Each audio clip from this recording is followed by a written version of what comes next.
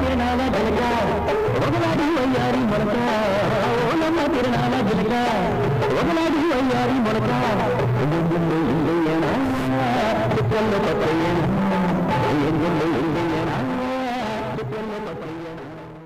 Megastar Chiranjeevi గురించి ఆయన సినిమాలో ఎదిగిన తీరు గురించి అందరికీ తెలుసు. ఎలాంటి సినిమా బ్యాక్గ్రౌండ్ లేకుండా కేవలం స్వయం కృషితో మెగాస్టార్ స్థాయికి చేరుకున్నారు. ఇక తమిళ చిత్ర పరిశ్రమలో ఎంజీఆర్, శివాజీ గణేశన్ తర్వాత ఆ స్థానాలను భర్తీ చేసిన హీరోలు రజనీకాంత్, కమల్ హాసన్. వీరిద్దరికీ గురువు ప్రముఖ దర్శకుడు కె బాలచందర్. హీరోలుగా వారి ఎదుగుదలలో బాలచందర్ పాత్ర ఎంతో ఉంది. ఒక దశలో తన శిష్యులను కూడా పక్కన పెట్టి రజనీకాంత్ ప్లస్ కమల్ హాసన్ = చిరంజీవి అని ఒక వేదికపై ప్రకటించారు. తన సినిమాల ద్వారా హీరోలుగా ఎదిగిన టాప్ పొజిషన్కి వచ్చిన తన శిష్యులను కాదని చిరంజీవిని అంతలా మెచ్చుకోవడానికి రీజన్ ఏమిటి అనే విషయాల గురించి ఈ వీడియోలో తెలుసుకుందాం. నానా, దయచేసి ఈ విషయంలో ఎవరు తలదూర్చొద్దు. అది మనిషి కాదు, రాక్షసి. అందుకే కుట్టాను. ఎందుకు నువ్వు అనేదేమిట్రా? పంచాయతీకి వచ్చి నేను క్షమాపణ చెప్పాల్సిన అవసరం నాకు లేదు అంటాను. సరే, నువ్వు వెళ్ళకపోతే నీ బదులు నేను వెళ్ళి పంచాయతీ ముందు నిలబడతాను రా. రజనీకాంత్, కమల్ హాసన్, చిరంజీవి ఈ ముగ్గురులో కమల్ హాసన్ నటుడిగా చాలా సీనియర్. 1960లో జమినీ గణేశన్, సావిత్రి జంటగా నటించిన కలతూర్ కన్నమ్మ అనే తమిళ సినిమాలో 4 ఏళ్ల వయసులోనే నటుడిగా పరిచయం అయ్యారు.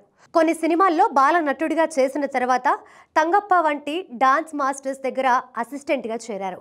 1973లో కె బాలచందర్ దర్శకత్వంలో వచ్చిన అరంగేట్రం చిత్రంతో హీరోగా మారారు కమల్. ఆ తర్వాత హీరోగా అతను ఏ స్థాయికి వెళ్లారో అందరికీ తెలిసిందే. నీ ఆవేశం తగ్గిందా? నీ పగ చల్లారిందా?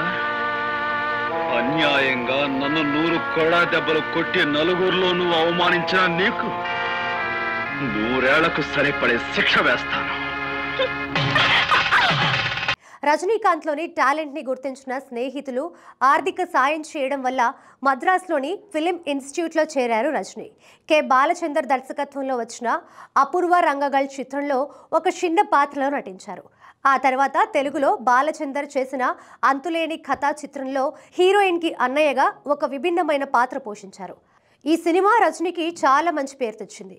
ఈ సినిమాలో అతని స్టైల్కి ప్రేక్షకులు ఫిదా అయిపోయారు. అలా హీరోగా, క్యారెక్టర్ ఆర్టిస్ట్గా, విలన్గా వరుస సినిమాలు చేస్తూ వస్తున్న రజనీ కెరీర్ బాలచందర్ దర్శకత్వంలో వచ్చిన తప్పు తలంగల్ చిత్రంతో టర్న్ తీసుకుంది. రజనీతో యాక్షన్ సినిమాలు చేయొచ్చు అని డైరెక్టర్ ఎస్పి ముత్తురామన్ భావించారు.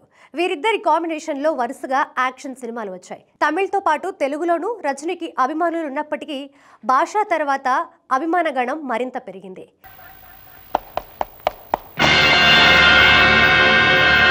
మీరు నా మీదకు ఉసిగొలిపిన ఊర కుక్క మొహం మీద నీళ్లు చల్లి బతికించుకోండి.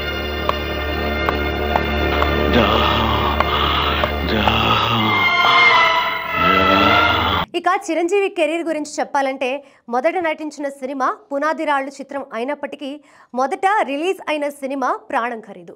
ఈ సినిమా తర్వాత రజనీ మాదిరిగానే క్యారెక్టర్ ఆర్టిస్టుగా, హీరోగా, విలన్గా చాలా సినిమాలు చేశారు. 1983లో వచ్చిన ఖైదీ చిరంజీవి సినీ జీవితాన్ని పూర్తిగా మార్చేసింది. ఎన్టీఆర్, ఏఎన్ఆర్, కృష్ణ, శోభన్ బాబు తర్వాత తన స్థానాన్ని పటిష్టం చేసుకోవడానికి ఖైదీ సినిమా ఎంతో బాగా ఉపయోగపడింది. అయితే అంతకుముందు కె బాలచందర్ దర్శకత్వంలో వచ్చిన ఇది కథ కాదు చిత్రంలో చిరంజీవి శాడిస్ట్ పాత్రను ఎంతో అద్భుతంగా పోషించారు.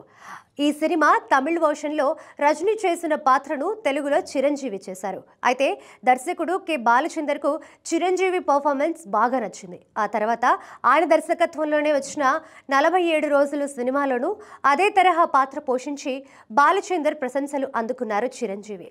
బాలచందర్ కాంపౌండ్ నుంచి వచ్చిన రజనీకాంత్, కమల్ హాసన్ ఒకరు యాక్షన్ సినిమాల ద్వారా, మరొకరు వైవిధ్యమైన సినిమాలు, క్లాస్ మూవీస్ ద్వారా ప్రేక్షకులకు బాగా దగ్గరయ్యారు.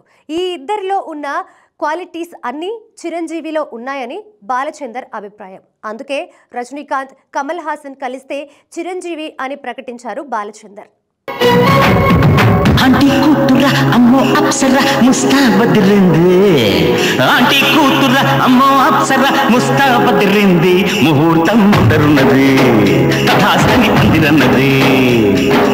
అంకుల్ పుత్రుడా హల్లో అల్లుడా మనసే కుదిరింది, వడ్డాణం తొందరన్నది, వెడ్డింగ్ డే నాన్నగారు బాగున్నారు.